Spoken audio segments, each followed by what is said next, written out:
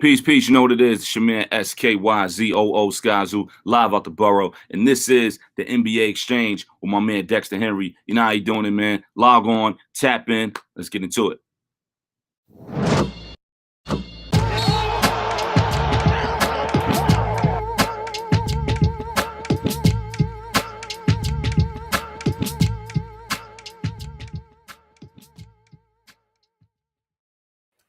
What's good, everybody? It's your boy Dexter Henry here with the NBA Exchange. Excited about this one. Happy Friday to everybody out there. Hopefully you are having a good one. I am. I'm having a good Friday. Good energy this Friday. If you see the shirt, you know what it is. NBA Jam. Knicks. We're talking Knicks today. Like I told you guys, we're going to be talking about Knicks on Friday. Now, I know Knicks Nation, it hasn't been that happy times recently. There's been some tough losses. The Knicks have looked real mediocre. We'll see. But as you know, whenever we talk Knicks on this show, okay, I always bring you the best people to talk Knicks, right? And, you know, I'm very well connected with the best people who talk Knicks, even better than myself, and I love talking to them. And today's guest, I'm excited because this is his first time on the show. Although we've done a bunch of content together, he's had me on his show. You've seen him on me with SNY and the New York Post. He's been on with me there. That would be Jonathan Macri. People know him as the dean of Knicks Film School, but he's been great enough to come on and join us and talk some Knicks basketball, and he joins us now. Jonathan, what's up, man? Not putting any pressure on me at all there, Dex. Man, goodness gracious. Look, you gotta give a good intro to the good people, man. You gotta give a good intro. If you don't come to the good people. Intro, to the good people. The bad people just don't come on. That's all. That's too nice. How you doing, bro? I'm doing great. I'm also having a good Friday. It's been, you know, any week where there's a back-to-back, that's a long week for me because those two games in like a 24-hour span, that it takes a lot out of you when you write the newsletter afterwards and everything. But it's been good. I think, you know, it's funny, man. I'm glad you mentioned that because I don't think that people think about with what you do as an independent content creator with stuff around the Knicks. And you do a pregame show, you do a postgame show, both of which are dope. You're writing the newsletter. That's daily, right? Daily newsletter. That's every weekday, yeah. Every weekday. Jonathan is doing this and pumping out the content. And please let's shout out Jonathan because I just saw this on Twitter earlier. Jonathan, his podcast, they just got, sponsored by Chase, which is dope. So salute to you guys getting that Chase money. You know, I like to see that. They have enough, right? Yeah, they got enough. They can spread it around to y'all. We like to see that. I love to see that for the independent content creators. But I think people don't think enough, Jonathan, about how much you guys are working. Pre-game, post-game, like I said, the newsletter, doing all that. I know you're tired, but you love it, right? Like this is something that you love doing, correct? You say like I'm tired. Like the thing. Nobody says your dream job's easy. I think actually, if it's easy, it's probably not your dream job. So the way that if you put me in a lab and you're like create exactly what you want to be doing with your life, it's this. I mean, I get to talk about the team that I grew up rooting for, and I obviously still love and am passionate about, and I get to write about them. And thanks for talking about the newsletter because like. The pods are fun, right? The pods are fun. The post games are fun, even after losses, even when you're dealing with people who want to fire this person and want to trade this person and everything. But for me, like some people are like natural writers. I've never considered myself that. So to me, like the newsletter to really boil down a game or a trade or just like the state of the team into a certain amount of words and have it be both interesting and entertaining. Like I love that challenge, which is why, like for me, with everything that we do, the newsletter is kind of, really special to me. Yeah, it's really special. And something that before we get into the Knicks, and there's a lot we can talk about at this point in the season, 22 games in, there's a lot. And you and I have talked about this in segments throughout the season already on SNY and the New York Post. But, you starting Knicks Fan School, I want people to know about the creation and the growth. I talked about your growth, just getting the deal with Chase to sponsor the podcast, which is absolutely dope. You talked about wanting to do your dream job. And, I think that, I've said this on your show. I think a lot of things are great when you can start from it is what you want to do and your passion. That's how I got my start. I attribute a lot to what I've done to starting and creating my own stuff. What was the inspiration for it for you, and where do you see this thing going? Because I see it going pretty far and how it connects with the Knicks fans. Where do you see this thing going? Well, first and foremost, I got to give credit where credit is due. Knicks Film School did not originate with me. It originated with my former partner and still to this day one of my very best friends, Jeffrey Ballone, who now he writes the Mets. He's with Mets Fix, and he writes the Metropolitan. It's a daily Mets newsletter, and they just put out an edition today. So shout out for any Mets fans looking for Mets content. But like, yeah, Knicks Film School originated with him just with a Twitter account. You know, like the old heads will remember the old Ron Baker videos and the old Frank Ntilikina videos where he would just break down clips in a way that, I mean, we're talking, 6 years ago now, I think 6-7 years ago, that nobody was really doing it at the time. Now it's become kind of commonplace, and there are like apps that make this easier. He was doing it before any of that stuff. And we hooked up, and I was like, he was like, I want to like branch out from just, doing Twitter. I want to do a newsletter. And then I was like, oh, that's great. I want to do a podcast. So let's join forces. And we did. And then, the podcast kind of took off, and the newsletter, I mean, my goodness, when he first launched it, it was like, it really caught on. And then he kind of wanted to move on. And I'm like, you know what? We got this newsletter thing. We got all these, subscribers and whatnot. Let me see if I could keep it going. And I think that was about 3 years ago. And so it's just kind of, we've been adding pieces. Obviously, Andrew Claudio, who produces everything we do and who essentially runs Knicks Film School. I'm the one you see on the screen a lot, but it's Andrew Claudio behind the scenes. Growing the team, finding new talent. Just had, XJ on for his first pod yesterday. Sean with a W. Lots of great talent. Chris, Jeremy Cohen, obviously with his cap knowledge and doing the cap breakdowns and, cap or no cap. Benji Ritholtz from, you see him on Twitter with these film breakdowns. He's as good as anyone doing it. So we have this amazing team now. And it's really, really exciting. Where it goes from here, man, your guess is as good as mine. We're taking it day by day and just making sure that we put out the best content that we can put. Also, like two other, Justin and Mensa, 2 other recent additions to our team. I think I got everybody. So I think you got everybody in there. Yeah, and I think that part about content creation that you mentioned there, like, I know people will listen to that and say, "Oh, Jonathan's just giving coach speak there. It's one day at a time." But really, that's how it is. You're really just thinking about one thing, the connections you make, the people you bring in. And I don't know about you, but for me, when you're creating your own content and you're helping other people and you're finding new talent and bringing people in and putting other people on, that stuff feels good, man. Like, not even in terms of self-recognition, but just seeing other people have opportunities through your platform is pretty dope. Because it can't, like, the notion that, like, we're, me and Andrew sit down and we're like, okay, we need a social guy, or we need a presence and this app or whatever else. Like, that's not authentic and that's not genuine. And, right. Like, look, I'm not always the most popular guy because I say what's on my mind and I say what I believe. And sometimes that's popular and sometimes it isn't. But, like, I truly believe that the reason why Knicks Film School has the following it does is because everything we do, everything we put out is authentic. And, like, the people we've added to the team recently, it's just people who authentically love the Knicks and care about the Knicks and want to do what they do for the right reasons. Like, because they want to, they want to create good content, and wherever it takes them, it takes them. Like, that's the key. And that's what I love about it, is because I feel really great about everybody on the team. And, like, that's why I'm not really worried about tomorrow. I'll quote my mom. She's like, don't worry about like money or any of that stuff. Just, like, do what you love. Everything good will follow from that. And, yeah.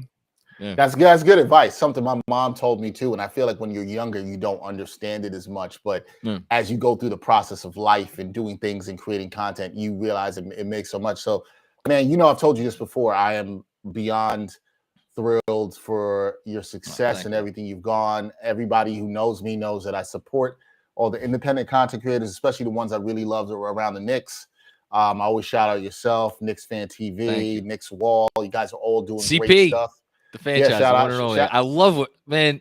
I kind of shout him out because like I gas him up when he's on my show, but like that dude is literally revolutionizing the way fans interact with their team with what he's built, the Knicks Fan TV, you know? So like that's why I'm happy. It's not just us, and you could look at, you know, across content creation. There's so much good stuff happening. Yeah, there's so much good stuff, and there's so many good voices out there. And I think that you hit on another good word that I think for me mattered a lot when I look at all of you guys who I like that are doing it out there. You know, the good people that come on the show, Jonathan. That's what I call them, the good people that come on the show. People. I like the word that you said. It's authentic, and I think that's what connected with me. As somebody who grew up as a Knicks fan, and we talked about that when I was on your show, and that's what connects with me. Is that it's authentic. So if I see it, I know it. It's real. It represents, and you know, we'll grow about that. Okay, not to say we just want to move on and enough about Knicks film school. No, that's okay. Let's do it. We got to talk about the team. That's why we got to talk about the team. All right, we'll talk about the team. The New York Knicks. They are 10-12 on the season. The last time you and I talked, I think we did something on Sunday with SNY and the New York Post, and I called them, you know, mediocre. I said, you know, right now they're in mediocrity, right? At 10-12, that's kind of how I see it. I don't know where my energy is with the team right now, Jonathan. Part of me is I wouldn't call it frustration. I'm kind of, you know, how do you evaluate this team right now at 10-12? What's the vibes you have about this team right now? What are the vibes?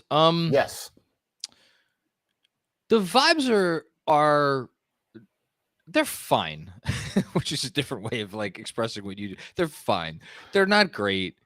They're not bad. And maybe it's because I always, when I consider the Knicks and how they're doing and what the talking points are, I'm always comparing it to other Knicks teams, especially over the last 20-ish years.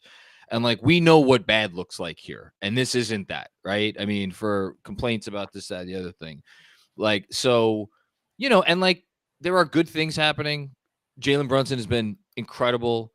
The team, for as much as the defense has been a disaster, the team does compete for the most part, with some very notable exceptions that have worried me and other Knicks fans along the way this season.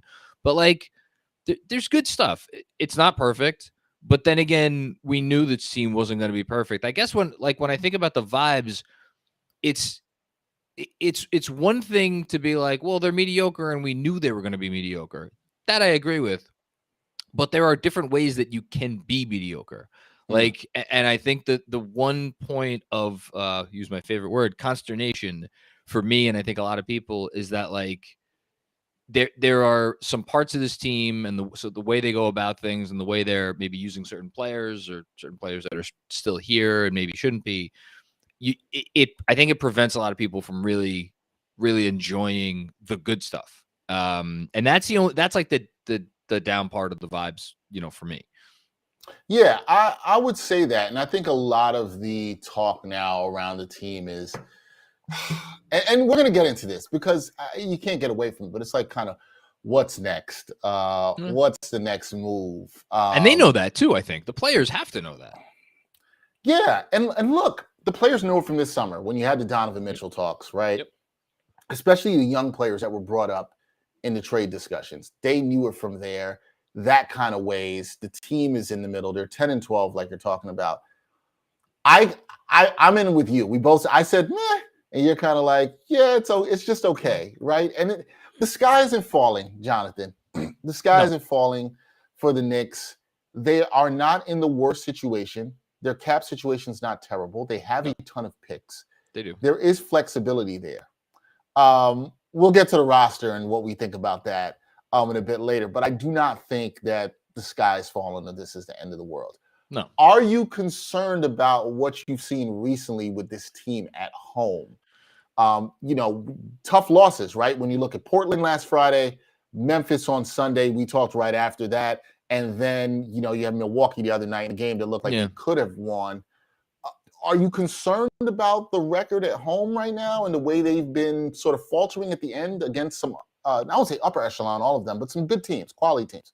Yeah, I mean, so the 6 out of 7 losses at home, the teams that they've lost to, and you just said a few of them: the Bucks, the Grizzlies, the Blazers, the Thunder, the Celtics, and the Hawks. And if we could even go a step further and say the only teams that they've beaten at home this year have been Detroit twice, Orlando, and Charlotte, who are 3 of the 5 worst teams in basketball. I think, it's not like any of those losses, with the exception of the Thunder, and the Thunder have been playing pretty good ball, and it was the way they lost. That's really the most concerning one, right? It was the Thunder game, and it was the way they lost the Thunder game. And if you want to also say going back a little ways, the Hawks game, which kind of started this like, oh man, is this not a great? This is this might be a worrisome year. Like the way they lost that game too, where a lot of the Hawks game was reminiscent of last year. The Thunder was just like you give up 145 points. Like those are worrisome. The Bucks game recently, the Grizzlies game recently, like those are really good teams, and you probably shouldn't have beaten those teams. And the fact that you had a chance to beat both those teams at the end, like those were annoying losses. Didn't bother me too much. The Blazers loss falls somewhere in between because again, that was a game that was there for the taking. You didn't really bring it on defense. So like, I guess I'm less bothered by the home part of it than other people, because let's be real, Dex, like this team hasn't had a real home court advantage since the 90s. If we're just being straight, and like a lot of people have talked about it, guys get excited to come into the Garden and they want to perform, and like that still happens, and it's gonna take a very, very good team to really establish home court advantage. And I don't, this is not that sort of team. No, I completely agree. That's a great point about them not having that home court advantage since that time. And like you said, it takes a team that the fans are really behind. I think the fans were excited 2 seasons ago when the team made the playoffs. We saw the energy at MSG, and I was in the building for that, and it was crazy. But it's not the same as having that consistent team the way it was in the 90s that you and I grew up with, where you could tell the fans were behind them every night. So yeah, I agree with you about those home losses, right? And I agree that Portland loss felt somewhere in between there for me, where I wasn't terribly annoyed about Memphis or terribly annoyed about the Bucks. But when I look at those games, Jonathan, I look at those and how they ended up at the end. And I say, man, they just don't have that guy. They just don't have that dude that can close, right? Like, at least from what I see. So my question to you here, is there a player on the Knicks roster that can be a star right now? When you look at this roster, is there a guy you believe in? I think a lot of people want it to be RJ, and we'll get to our concerns about him, but is there a guy that can be a star? Or is the star not here yet? How do I answer this? I think it depends on what your definition of a star is. I think Jalen Brunson in some ways is already a star. And I think he's going to, as long as the Knicks are around 500, I think he's going to be in the All-Star conversation. And I think he has, I don't know what I'd give him, maybe assuming the numbers stay what they are and he keeps performing like he's performing, it probably has a 50-50 shot of making it. If you make an All-Star team, does that make you a star? Yeah. And yes, and I think we'll get to his All-Star candidacy too. I think, yes, it makes you a star. I guess I should clarify that question. Yeah, I'm jumping ahead to that. No. And I'm glad that you asked that specifically, because I think people sometimes don't understand like the tiers of stars that there are, right? Like I think there's tiers to this. Is he? Go ahead. No. Go ahead. What do you say? I'm just came like. To me, a star in the NBA, the way the game is played today, is a guy who could basically create points, right? He could create points for himself. He could create points for his teammates. That is, I think, the first line of a star. Are there slight variations of that? Like, obviously, you have Rudy Gobert, Draymond Green, although Draymond Green does create points, even though he doesn't score points. So, like, there are slight variations, but it's like, can you get your shot and can you make your shot when you're creating it for yourself more often than not? And then the last ingredient is, are you still playing for others? Are you still making other people better, even when by your own self-creation? I think Jalen Brunson does all of that. And then when you add in the fact that he seems to be something of a natural born leader, I think when you put all that together, like, I think he's a star, but at the same time, no one is ever going to look at Jalen Brunson and be like, oh, if he's the best guy on your team, you're going to compete for something. But But again, I'll throw it back to you. Like, how many of those guys are there really in the NBA at any given time? You know, Probably at any given time. No, I'm glad you threw that back to me too, because I would say probably at any given time you're really talking about, and that's why I call people, those guys are superstars, right? Those guys to me are superstars. You're talking about three to five of those guys in the league at any given time, and it's generally most times closer to three, okay, than it is five of those at any time. And I call those guys, they're difference makers. They can close. You put the ball in their hands, you're very confident they're going to close. Now, I think, and I would love for you to talk more about this too, I think you're confident with the ball in Jalen Brunson's hands. Oh, yeah. The problem is, and I felt this in the Memphis game in particular, the problem is, are you confident in anybody else helping him close, right? Like, and I see your face there, and it's probably no. And I that's how I feel. I'm not necessarily confident in that. Listen, I'll throw him a bone before we probably say some nice things about him. RJ Barrett has, not this year. This year, he's like shooting some ungodly number in clutch situations. He's shooting like 20-something%. Over the course of his career, RJ Barrett has made some big shots. I'm not just talking about the Boston shot. Like, he does have a tendency to do pretty well at the end of close games, but he is not the guy that you want creating offense for you. Do I trust him to, attack a closeout in a big spot and, like, stay within himself and make a tough shot around the rim? Maybe, like that. Like, but do I necessarily think this team has the surrounding pieces? And the other part of it that's tough with Brunson, and this gets into like more the nitty gritty of the roster construction, is the one part of his game that he doesn't have, and this is tough for a guard to be built this way in 2022, is he's not a threat to pull up from deep, with the game on the line, which a lot of your star guards, they could do that. That's not what Jalen Brunson wants to do, even though he has done it a few times this year late in games, but that's not what he prefers to do. He wants to go in the paint. And so the necessity of having those guys who can knock down a big three when they get the ball kicked out to them, like, you need that, like Grayson Allen did, a couple of nights ago. Yeah. And then, I think Quentin Grimes could be that player, but we got to, see a little bit more from him. Yeah, we got to see a little bit more from him on that. You mentioned RJ. Look, we can keep it a buck here. He is not the shooting has not been great this season. He has not taken that leap that we've seen. I had a friend say to me, she thought that he's maybe too much in his head right now. Maybe that's a possibility. I could see that, especially after getting the contract. We know he was sick for a while too. I also want to give him some grace on that as well too. Where's your concern level with him in terms of his development? Are you still confident in wherever it was that you saw him going towards or plateauing at? Do you have a concern level about his development right now? Well, that's the thing, is like, and I've said, I don't know how many times I said this year, but like, I think I'm actually less concerned than other people, because my plateau for him was different than a lot of other people's.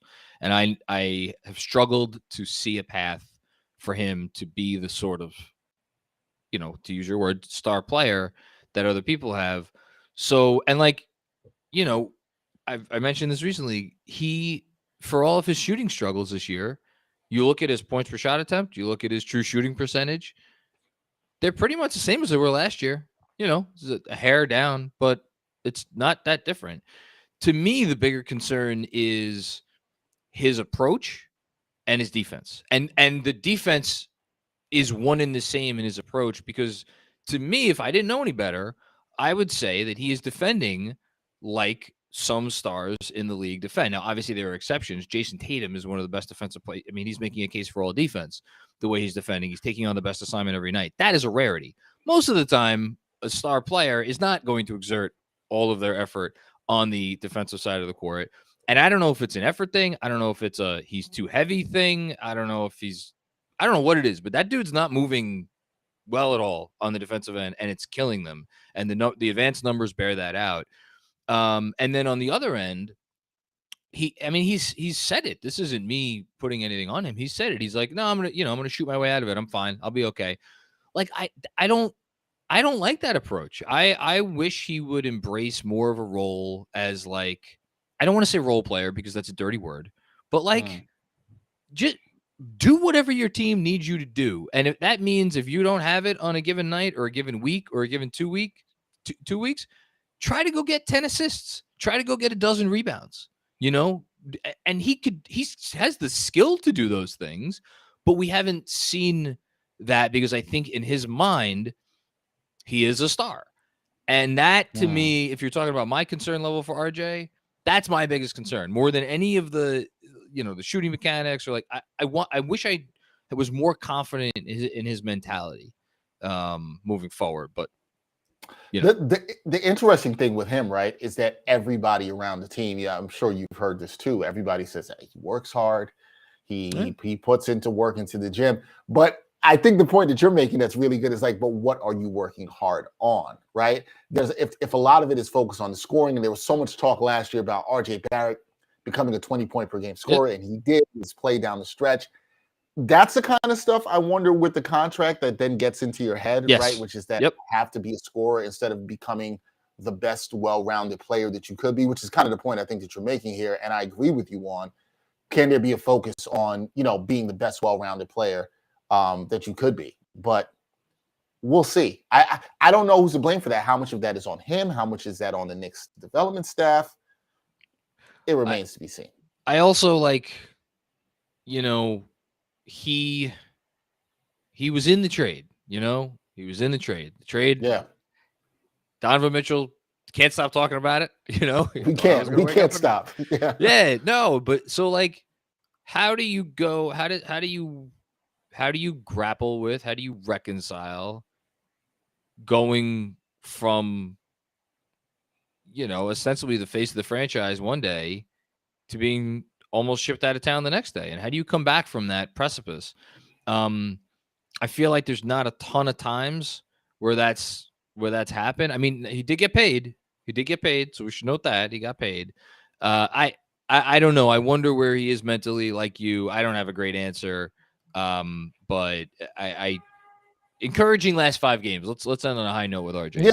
There we go. Some positivity. His numbers over the last 5 games have been pretty good. And something I spotlighted in my newsletter today, actually, the defensive numbers when he's on the floor with Mitch, who he has a great connection with. Those guys, obviously, they're 4th year together, have been better. I'm not saying like Mitch makes him a drastically better defender, but maybe it's the connection those guys have. They know how to operate on the floor with each other at the same time. So I'm encouraged by that too, as well.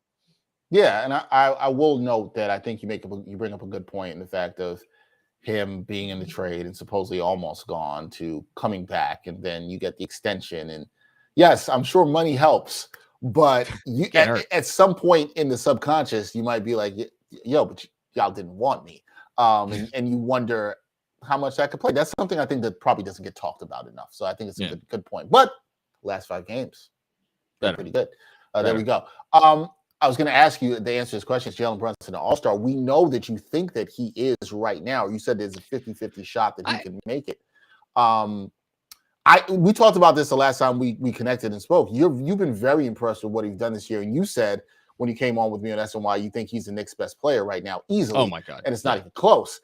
And I agree with you on that. Do you think he's an all-star right now? Do you think there's more work to be done for him to be an all-star? Does it matter what the Knicks' record is?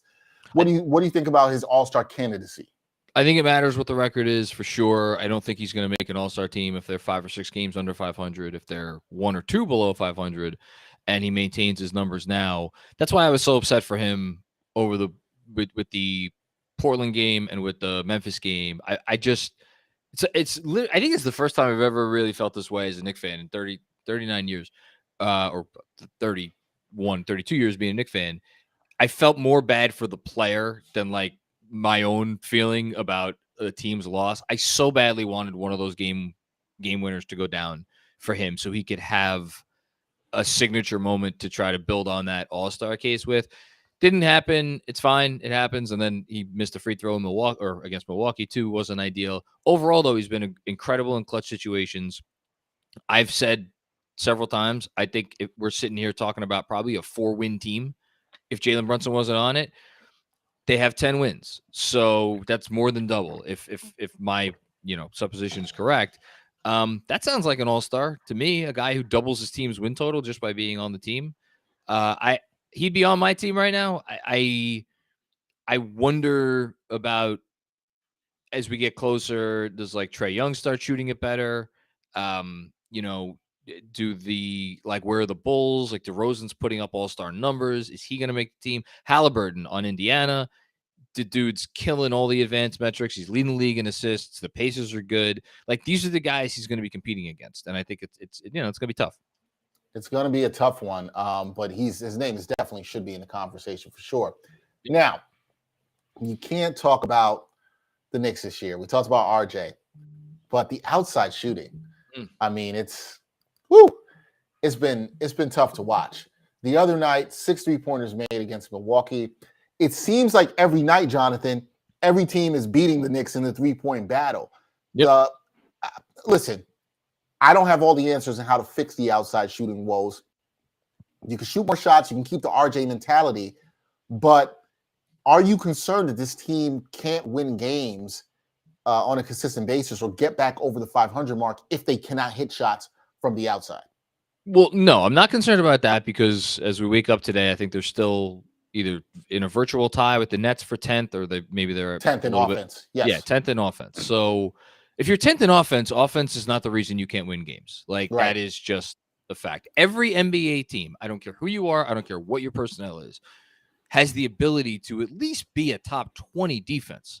Whether, you could scheme it. It's effort, obviously, is a big part of it. So, like, if you're a top 10 if you're a 10th ranked offense and if you're a 20th ranked defense, which that should not be what they should shoot for. They should shoot for higher than that. But like, at a bare minimum, 20th. Put the two things together. You're a middle of the road team. You should make at least the playoff or the play in. So like, but the thing where I think it's tough for them optically, and maybe like, I don't know if it wears on them in games when teams are just knocking down threes and they're just not able to knock them down. I do think it probably does take a mental toll on you, and maybe that in some weird, strange way factors into why their defense has been so porous, because it's like these teams are making threes and it just, after a while you shrug your shoulders and you're like, well, we can't kind of keep up with this level of scoring. I don't know. The one thing I will say, and I hope this comes to fruition, is if you look up and down their roster and you look at the 3-point percentages of guys who you figured would make a lot of threes on this team, nobody is making threes. Everybody is shooting below their career percentages. There's some people who are like more egregious than violators than others, but like, RJ Barrett is a 29%, quickly 31%. Cam Reddish, who's like not a great career shooter, but you figured he'd be better than 32%, which is what he's at right now. Quentin Grimes, 25%. Like, these numbers will go up. I have to think that they will go up. So I'm not worried about that. The other thing is Fred Katz of The Athletic, Knicks beat writer for The Athletic. He wrote a good piece yesterday, I thought, about the quality of shots that the Knicks are getting, which was rather interesting too, which speaks actually to the point that you're making, where you're ranked 10th in offense. There are clearly some good things there, although the outside shooting's not there. They are getting quality shots. Yep. They have great offensive rebounding with Hartenstein and Mitchell Robinson, who've done a good job. Emmanuel Quickly is also a really good rebounder / offensive rebounder as well. So there are some good things here. It sounds to me like with you, John, and this is where I am too, the more shocking thing for the Knicks is how not good they've been defensively. You talked about them being 20th in defense, and this is a Tom Thibodeau coach team where defense is generally the staple. What's going on there? I've seen a little bit of regression, as you mentioned earlier, from RJ Barrett on the defensive end. He has not been as good. What are you seeing going on with the defensive woes around the Knickerbockers? I think there's a few ways to answer this question. For one, like, there have been a lot of early season, I'll politely call them miscommunication issues on the defensive end, with pick and roll coverages, with how they guard the three when someone sets a screen, out by the 3-point arc, who's dropping back, who's covering, like, that stuff matters. I think there are just, quite frankly, effort issues with some of these players. And yes, I'm talking about Julius Randle. I don't know how to sugarcoat that. There are lots of times out there where he's just not putting up enough effort, and that could be contesting, getting out, contesting a shot. That could be something as simple as putting your arms up when you're in drop coverage, like very basic stuff. Getting back in transition, things of that nature. So there's that. I mentioned RJ. RJ is supposed to be one of your best wing defenders. He's been their second worst defender, I would say, after Julius Randle. He's getting blown by. His technique is bad. His footwork is bad. Nothing's good with RJ on the defensive end, although again, maybe looked a little bit better the last game or two. And then Mitchell Robinson. And this is actually, I'll transition to something positive. Mitchell Robinson being out made a massive defense. The defensive numbers and the defensive rebounding has a lot to do with this. With Isaiah Hartenstein as the starting center were atrocious. Absolutely an abomination. They could not stop anyone when he was the starting center. With Mitchell Robinson on the floor, it's better, and they've been about 4 points per 100 possessions better with him on the floor this year on defense than with him not. And also the return of Quentin Grimes. A fun little quirky stack. Shout out to Cleaning the Glass, has all great on-off metrics. The Knicks are giving up, I looked this up earlier today, about 5% fewer offensive rebounds to opposing teams with Quentin Grimes on the floor. That number ranks in the 91st percentile league wide. And that makes a lot of sense because when you have Quentin Grimes guarding the point of attack, which he is a lot of the time now, that opens up opportunities for RJ Barrett, or if someone else is on the floor besides Barrett, to come get those weak side rebounds, as opposed to Jalen Brunson, because Jalen Brunson's now not down there. It's like the trickle down effect of not having RJ Barrett try to guard the point of attack. So Grimes coming back is a big one. Mitch being back is a big one. I'm oddly not concerned about defense. That might sound crazy for a team that's ranked whatever they are ranked in defense. I think we've seen this the last 2 years, because even 2 years ago, the season they finished fourth in defense, they did not start out at that level. They got better and better as the year went on. Last year, same thing. They started out horrendously. I know there were some personnel changes, but they got better as the year went on. They were the best defense in the league after the All-Star break last year. I think it will get better. I don't know how much better it will get, though. Yeah, it'll be interesting to see. That's a great point. They did get better even 2 years ago. You're right. They started trending actually very well after January. And sometimes this thing is a process. I know we're at the quarter mark of the season. Everybody, I've been guilty of doing this, and we've been doing it all week. Everybody wants to evaluate everything at this point. I think it's a good time to evaluate things, but still a process, right? Okay. This, I think, is a fun part of the show. Let's do at it. least a somewhat fun part. Everybody, listen, I see you guys take the comments and the calls and the questions on, on Knicks Film School. I see you guys in the pre and post game show. Everybody's got an idea about how to fix the roster. Everybody thinks they can be a GM. Everybody thinks they can coach. Some people want to get rid of Tibbs. I think that's ridiculous. But, it is what it is. If you could fix this roster, Jonathan, if you trade something, it could be a coaching maneuver. Whatever, it could be a combination of all. What would you do to fix this Knicks roster right now if you had the power? Dolan gave you the keys. Let's go, John. Oh, Jesus. That's a scary thought. I'd give out more press credentials. That's for starters. Oh, well, thank you for being one of the people that there's some Knicks fans who seem to think that doesn't matter, but it does matter. But thank you. Yeah, we don't have to talk about that. Yes. And I'm not exactly an impartial observer where that's concerned, just to be keeping it 100. Anyway, fair. What would I do? I mean, again, I'm a broken record at this point. I said it yesterday when I was on with Ian and Steph on the putback. I would trade Randle. I would look for the best Randle deal out there, and I would trade Randle. And it's not because I hate Julius Randle. It's not because I think Julius Randle's a bad player. He's a very good player. And it's not because I don't think Julius Randle could play an important role on a winning team. I think he can. That role is never going to be here with the Knicks because there is too much history, recent history of him being a certain type of player for this organization, and he still is. When you finish 8th in MVP voting and when you make second team All-NBA for a franchise, you are never going to be relegated to be something essentially a role player or a role-ish player.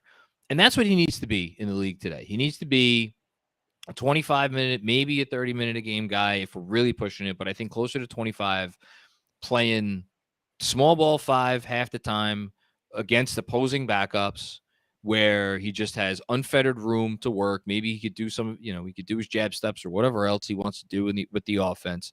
And he is forced because there's no sacred cows anymore, right? If he's on some other franchise, he's just he's lower down the totem pole. He's going to be forced to defend and forced to give maximum effort on defense, which is not happening here. Some people think firing Tibbs is going to make Julius Randle try on defense. Look, maybe we'll find out. I don't believe it. So I would get rid of Randle for that reason. And the reason I would get rid of him is because I do think you are fundamentally blocked from becoming a modern, functional, normal NBA team in terms of how you operate on both ends of the court if he continues to play a prominent role for you. And the other part of it, why I think it's a good move, if you could do it, is because it opens up the door to see what a lot of these other guys do. Not only Obi Toppin, right? But also getting that 25, 26, 27 usage rate out of the equation will, by definition, put the onus on some of these other guys to see what they can produce. RJ Barrett, Cam Reddish, Emmanuel Quickley, all of these guys. And then you could start to get to what I think has to be the finish line at this point, which is this. And I'll end here. We learned this summer that the notion of trying to trade for a star player and still have enough left over to trade for another star player is probably not realistic if we're just keeping it 100. Yeah, I don't think it is. Yeah. So why don't we get to a place where you see like, hey, maybe we could be one star away. If like Brunson continues going on this ascent, if a couple of these other pieces here, get a little bit better, maybe RJ is in that conversation. Maybe RJ shows himself to be something better than he's shown this year. And then all of a sudden you're looking at it and you're like, well, now we could trade all of the picks and maybe like one young player for the right number one guy. Because like it or not, that's the only path that they could take right now, because Ian reported it 2 days ago. They're not tanking. That's not going to happen. Right. Free agency is going to be dead until 2025. So there is no other path. You might as well try to just do that path as well as possible. I agree with you on that path. And I know the people in the OB Hive are going to be happy that you've been saying it all season. Oh, yeah, well, this brings up stuff for Obi. I'm with you, though. It's not just about Obi. It opens up a lot more minutes and opportunities for other people. The other thing I would say, too, is, and this is something I've been saying, and you and I were texting about this because we were talking about what could they do, what kind of moves could they actually make, and we don't know what they would get for Julius Randle. I think that's actually interesting. What could they get for Julius Randle? But I think if, let's say they traded Julius Randle and they got back some role players with fine contracts that don't go past 2024, okay? Let's say they do that. Another way I think is everybody keeps focusing on who's the next star that's currently in the league. Maybe it's the next draft or the draft after that, and you see somebody you identify and you want to move up because you have picks to get it, a young player, you can do it. That's another way of getting it done that I think it shouldn't be ignored. Go ahead. No, it shouldn't be ignored. The reason I like, not that I'm poo-pooing it, but like they tried it with Ivy, and I don't know what Detroit's price which I was. liked. I liked it. I want to say I liked that they tried it. I loved it. But how many times have you seen teams trade out of spots where there's a chance to get what people seem to agree is a special player? And it just does, unless you're trading down to like the Penny Hardaway, Chris Webber. That's unique because those were both looked at as special guys, and there's a couple of those sorts of instances. And then there's instances where the guy that was being traded up for was not looked at as a special player at the time, like Donovan Mitchell, right? Right. It's really tough because if a team has a team is not going to trade what they view as a dollar for, I'll use the old Bill Simmons analogy, for two quarters, 3 dimes and 4 nickels. They're just, that doesn't happen. So the idea of like trading up in the draft and you get your star that way, I'm just leery of that as like a plan. I'm not saying don't do it, but you try. I think it's more likely the latter of what you said, right? And I'm not saying going for Ivy last year was a fine plan for me because I was very high on him. But I think it is identifying a guy that you might think could be really good, Sure. a la Donovan Mitchell, somewhere towards the end of the lottery and moving up and trying to steal a guy away there. That's way more likely than moving up into the top 5 or top 3. That's definitely not happening. I think that's the kind of trade I'm thinking about moving up into the draft. Really what good scouting, identifying a player like that and saying, hey, this is somebody we could take a little gamble on because we think they can, they can work in our system. I think they kicked the tires on doing that with Duarte 2 years ago. Now, I don't know. Chris Duarte doesn't maybe look like he's going to be that player, but like, I don't know. I mean, were they thinking about trying to trade up with Indy for Mathurin? Like Mathurin looks like he's a pretty special player. You know? I wasn't as high on him, but he looks good. He looks really good. You know, Dyson Daniels is looking good, albeit in a different sort of role for the Pelicans. But then there's also like, I hate to bring this up, but like when someone's staring at you in the face at the pick that you're at, make the right pick. Like again, I love Obi Toppin. I'm here for I'm all with the Obi high. Did you were you in the you wanted Halliburton? Were you a Halliburton? No, I'm not gonna sit here. And, I was intrigued by the idea of Halliburton. Like I wasn't one of these people who were like, oh, definitely no, he's a connector, he's not a real point guard. I looked at him as like, look, this dude clearly impacts winning. If they feel good enough about taking him, I'm all for it. And I kind of said the same thing about Obi Toppin. I wasn't in love with Obi at the time. I thought he had, the defensive issues worried me. But even like this year, like Jalen Williams just won Rookie of the Month for Oklahoma City. Dude just put up 27 points against, albeit the Spurs, but still. Like that dude was right there. He was taking the 12th pick, These guys are out there. Like I love Quickly. They passed on Des Bane. Des Bane was on track to make an All-Star team this year. A lot of people passed on him, but yes. They did. And I want to be very clear. It's a lot easier to complain about the 8th pick than it is to complain about the 25th pick. Because when you get down to the 20s, it's like you just want to get an NBA player. So I'm not going to kill them for that, but like you don't always need to trade up. That's the point I'm trying to make. No, I think that's a great point before we move on. It's like that really comes down to scouting and really identifying players that work and really knowing the talent. And it sounds to me like you're saying something that I've said a long time about the Knicks. It's like, look, at this point, man, just get the job done. Identify that player, find the value, get it done. Like, get the job done. Other teams have seemed to have been able to do this. The Knicks just seem never to be able to find that diamond in the rough star. Yeah. And sorry, one last thing on this, because a lot of people have said it, and I feel like I just want to get it out there. This is the biggest arguably the biggest argument against the, re-signing Rose, signing Fournier. If you want to go signing Kemba, you could throw that in there, re-signing Burks, like all of the veterans that they have brought in, even if you want to go Hartenstein, right? Because they have Jericho Sims. That's the biggest argument against that, because where you're at as an organization, like, yes, we all get it. You want to make yourself look good and you want to make yourself look more appealing to a star and you want to try to win as many games as possible to make that appeal evident. There are different ways to make yourself appealing. So what? You win 6 or 7 or 8 fewer games, but it's very clear that you have an exciting young core, which is why, like, bring more. I know they have a decent a nice young core. You could bring in even more guys to that. Like, they may have 3 picks in this upcoming draft. Do we have any faith that they're going to sit there and make those picks and actually want to roster and like include those guys in the rotation? No, I have no faith. So I think that's a criticism also of what their approach generally. I think that's a fair criticism too. And I think that goes back to what you brought up in terms of your fixing the Knicks roster dream trade scenario, which is to move off of Julius Randle. The only way you can actually identify what you have in the young players that are already on the roster is to let those players play and see that, because you got to think about paying Emmanuel Quickly. You got to think about paying Obi Toppin and Cam Reddish, which we haven't added. And what do you want to do with that flexibility? Do you want to bring in more youth and have more flexibility? Do you want to trade off some of those pieces?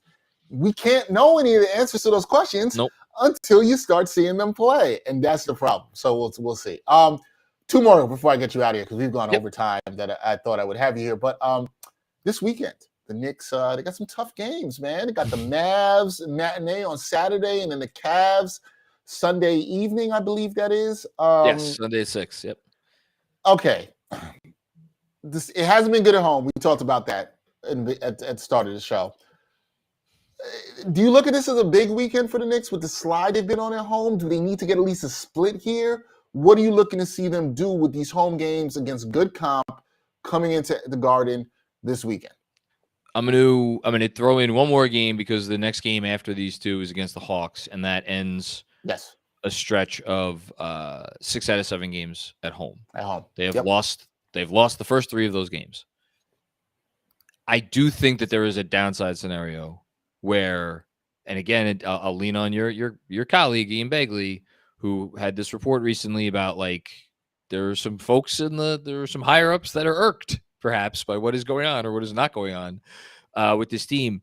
If they ever lost all 3 of these games and like it was anything other than like 3 really close losses, and even then, I'd be very curious to see what might transpire. That said, I do not think they will lose all 3 of these games. I feel pretty good about the Mavs game. The Mavs are not in a good place right now. Luka's Luka, and like who the hell knows when you get an ex-Knick coming into MSG. Like watch Tim Hardaway go off for 30 points. Like you could just see that. Kemba, right? Kemba's coming back. I hope not. I think they'll win one of these next 2, and then depending on how they look at the next 2, we'll see against the Hawks. Well, it'll be interesting to see if somehow they lost those 3 games and the people in the Knicks who are not happy. I don't know what will happen there, but maybe the Knicks will have another team dinner and they'll right the ship, or things might get better there. I don't keep know. Having those dinners. Yeah, keep having those dinners. You need to have them every night. Last thing. I used the word mediocrity, and it was funny. Our people on our social media team at the Post, they tweeted out the video we did the other day. I think it came out Monday. And somebody commented on there and was saying, "Oh, you can't use mediocrity. Like it's not the correct word to use here." And I'm like, "What do you call it? 10 and 12 team? Like, what are you supposed to call a 10 and 12 team?" I'm sorry, I didn't realize that. Seemed to me like maybe a fan who appreciates you watching the video and everything, but might be a little bit too sensitive there. Are the Knicks better than a mediocre team? Like you and I talked about this when I came on the show. I think you guys asked me for the wins, and I can't remember everybody's prediction. And I said I could see them a little bit better, 44 wins. I'm not as confident in that now as I was then. Are they better than a mediocre team, John? Is it give the Knicks fans some hope if you choose to? Are they better than that? I'm gonna anger that sensitive fan. I think they're a little bit worse. I think they're a little bit worse than mediocre. I think if you are like I'm a big, as anybody who's been following me for a while knows, I'm a big net ratings guy. I think net ratings more than team record tell you how good your team is. And right now, if you go by cleaning the glass, which I like the way they do their net ratings a little bit better because it filters out garbage time. The Knicks are the 22nd ranked net rating in the league. They're at minus 1.4. They're a tick above 3 teams that are kind of in the same area as them: Portland, Oklahoma City, and the Lakers. And I think having played Oklahoma City twice and having played Portland, you could say like we're right around where those teams are. They're right below the Clippers, they're right below Chicago, they're right below Miami, they're right below Indiana. Like there's a group of teams outside of your top like 15, like a next 7 or 8. I think the Knicks are in that group. So to me, mediocre means you're like somewhere like 13th to 18th. I think they're a little bit below that. And then if you just, like they have 10 wins, right? 3 of those have come against Detroit. 1 of those has come against Charlotte. 1 of those has come against Orlando. And if we're, 1 of those is coming against Oklahoma City. 1 has come against Philadelphia without Philadelphia's any of their best players. Like, that's who they've been able to actually win against, and those, I just named a bunch of teams in the bottom there. So like, I don't know, maybe they're mediocre. Maybe they're even a little bit better than mediocre. I can't sit here right now and say that based on what we've seen. Yeah. I mean, that's not hopeful for the Knicks fans, but we, as people who love the Knicks, we only can hope that it gets better, John. We can, unless you want to tank. Well, except, Ian, who we trust, is saying they're not tanking, and they're not doing that. They're not doing intentionally. Not intentionally. Not intentionally. Yeah, you're right. But and this is the thing my man Gerard Hector always says all the time. He's like, but what's the plan? And I think that's something we could talk about that another time. But I think that's something Knicks fans are trying to figure out, which is what is the plan here? I don't know. We'll see. Great work, Jonathan, is always covering the Knicks. I know we're going to do more. You can see Jonathan on Knicks pregame, postgame show. They do a fantastic job with Knicks Film School. Check out their weekly podcast as well and the newsletter. Sign up for that, y'all. Sign up for the newsletter. It's full of good information. Jonathan, you know I'm proud of you. You know I love your work. I'm a subscriber. I'm a fan. I'm glad you finally get to come on here. We got to have some extended Knicks talk because when we talk on the post, that's why it's very short. So this was nice to have some extended Knicks talk, and we'll do it again soon. I'm very sure of that. And listen, say this about them. They might be mediocre, but they're never boring. There's always something interesting to talk about with the Knicks. That is true. Knicks are never boring, and I'm pretty sure this weekend will be interesting. I won't say exciting. It'll be interesting, to say the least. I'm sure I'll be texting you some happy or angry stuff about the Knicks, but we'll talk soon. Thank you, man, for joining me. Everybody, go give Jonathan a follow. Give the Knicks Film School a follow as well. As I said, they do great stuff. Check them out. And Jonathan, we'll have you back soon on the show. Appreciate you, man. Thank you, my friend. Be well. Anytime, brother. All right, that's Jonathan Macri of Knicks Film School, also known as the Dean. We are going to take a very quick break. We've gone a little bit longer, but the conversation with Jonathan was so good. Couldn't stop that. I'm going to come back and we're going to do our best bets for Friday night, looking around the NBA. No Knicks game tonight, so don't have a chance to bet on them and lose money. But we'll talk about some other teams when we come back on NBA Exchange. Are you looking for a better way to play player props or daily fantasy sports? Well, look no further than Prize Picks. Prize Picks is the leading over-under daily fantasy game. Why? Because it's so easy to use and win. You can make your picks in under 30 seconds and win up to 10 times your money in one day. Right now, we have a special offer for our viewers and listeners of the NBA Exchange. All you got to do is sign up now and use the promo code NBAEX. Prize Picks will match your first deposit up to $100. Yep, that's right. They'll match your first deposit up to $100. So, join the over 150,000 others who found a better way to play and download the Prize Picks app today.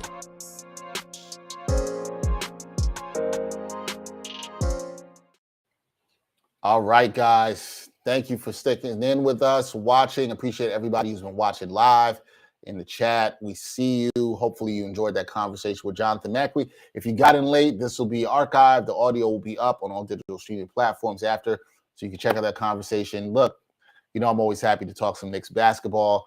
I'm glad we were able to. Hopefully you guys enjoyed that interview. But we're going to talk about these bets around the NBA to try to help you guys win some money.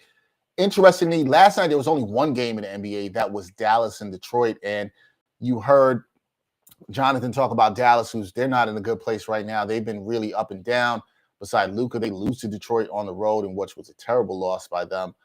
And they just really couldn't get any separation. They've been really disappointed. And you can really see that they miss Jalen Brunson, who we talked about with the shot creation that he provided and the ability that he had there. But the Knicks will play them on Saturday. That'll be a 12:30 start. That'll be an interesting game. Matinee at the Garden after we watch. A lot of people, I'm sure, will be watching the USA versus the Netherlands in the World Cup. Could tune in right after that. If you're in New York for some Knicks basketball, I'll be tuning into that while at work. But let's get off for the first game of the night. Got the Washington Wizards, 3.5-point favorites versus the Charlotte Hornets. Hornets plus 128 on that money line, and the over-under is 225.5. Now, look, the Wizards, they're quietly not being talked about. They're a bit of a surprise in the Eastern Conference here. And one of the things that's been really interesting is the production that they've been getting. Bradley Beal, who's now come back, had a bout with COVID earlier, has been doing Bradley Beal things. Kristaps Porzingis, I think we've always known this about him. When he's healthy, that's the key. When he's healthy, he can put up buckets. And he's been doing that, having himself a strong season. But the X factor to me for them, they've been playing some good defense. Some of their role players have been coming around. Rui Hachimura, Demi Avdija has been playing well too. Corey Kispert, has even been getting off the bench and actually hitting some threes. That's been impressive. But I think the real key for them and the X factor for them and what I've been very impressed with and watching them is Kyle Kuzma. Kyle Kuzma has been really great, shooting the ball well from the field. He's on a good contract. There have been some talks about trading Kyle Kuzma. I don't know why. He's been a very efficient third player for them and part of their big three, and I'm putting that in air quotes. But I like how the Wizards have been playing. I'm surprised in this game against the Hornets, who are not a good team right now at all. It is only 3.5 points that they're giving the Wizards to be favored by. I like this for the Wizards. I don't care if one of their stars is out. I like the Wizards to win this game. The Wizards have to win the games that they need to. It's on the road down in Charlotte, but I like the Wizards to cover here with the 3.5 points. Wizards defense could be a little bit better. We know the Hornets can still put up a lot of points, so that number 225.5. That's a stay away from me. I like the Wizards in this contest. I like what they're playing. They got some good vibes, and I think as they continue to play well, you'll hear more talk about them. But the Beal and Porzingis pair looking pretty good, along with Kuzma, who's been good. Keep your eye on them in terms of betting them against teams. Their team is playing really hard, really competitive.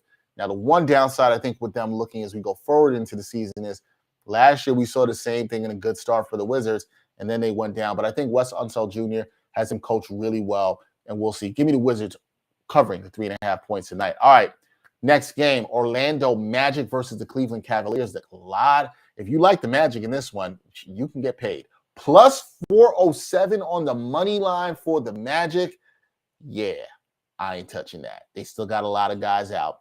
The Cavaliers here, who they are playing, are 10.5 point favorites. Over under for this is 217. Now, if you know me, these spreads wouldn't get high. I do like taking a top 5 team against a bottom 5 team. Not really sure the Cavs qualify as top 5 teams.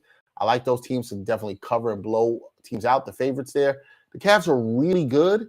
They've been working through some issues. I do think they're really good. Are they 11 points or more better than the Magic right now? I'm not 100% sure. So when I see situations like this, where I definitely still think one team is superior, which I do think the Cavs are, I like to bet them in the first half. I think the Cavs get out to a good start. They're at home. I think they'll be able to cover. You'll probably see that number for the first half line around 5.5 or 6. I would check in on that. I like the Cavs to cover that more than they do for the 10.5 for the game. I always get nervous. Teams get on runs. Things happen in garbage time. If it's a blowout, you never know. Don't like it. But I would like that number of 5.5 or 6.5 for the first half for the Cavs to cover. In this game, that would be my play. That over-under of 217, I would generally trend towards the under, but this also is a stay away from me. Just too many variability. I think the Cavs do win this game, and I think they win it comfortably. It's just how comfortably. But my best bet will be look at that first half line for the Cavs to cover. I think if you get anything 6.5, 5.5 points, that's good vibes. That's a good bet there. Then my last game of the night for Friday night, New Orleans Pelicans versus the San Antonio Spurs. Now, the Pelicans, they are 7-point favorites in this one. The Spurs plus 232. If you like them, over under is 232. And I like the under in this one. I'm going to tell you why. One, the Pels defense, they've been really good. Top 10 defense right now. And that's something that's really impressed me.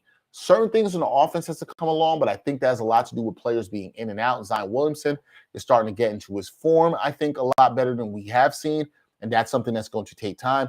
You heard Gerard Hector talk about this the other day. They're a team of very high variance. And I think the Pelicans are starting to put some good things together. But what I really like is what they're able to do on the defensive end. And I think they're starting to learn, too, almost in a way we're talking about the Wizards. And you could also put the Cavs in this, too, the teams we're talking about. Teams that at this point in the season trying to figure out, look, we have to start winning the games against the teams that we're supposed to be winning about. I know the Spurs had some good feel-good wins at the beginning of the season, but now they started to come back down to one of the worst teams in the league.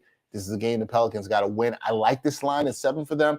I think they're able to take care of business on the road down in San Antonio. And particularly, I like them because of the defense they're playing. So give me the Spurs to cover here on the road in San Antonio, 7 points. I like it. If you see anything even lower, if it gets down to 6, 6.5, definitely a line to watch before game time. I say bang that. But I like the Pelicans. So give me the Wizards to cover 3.5 points.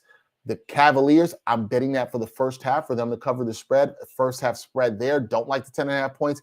A little bit too much for me there. Pelicans, Spurs, love that under of 232. Also like the Pelicans to cover with those 7 points as well. So should be an interesting night of betting. A lot of games are in action tonight. Should be a fun one. Also should be a fun one this weekend, looking at basketball throughout the weekend. I know a lot of the attention will be on soccer this weekend, and rightfully so. Going to be watching that, but I'm definitely intrigued to see what some teams do this weekend, including the Knicks. How do they bounce back? Because we talked about with Jonathan, can they start winning some of these games at home?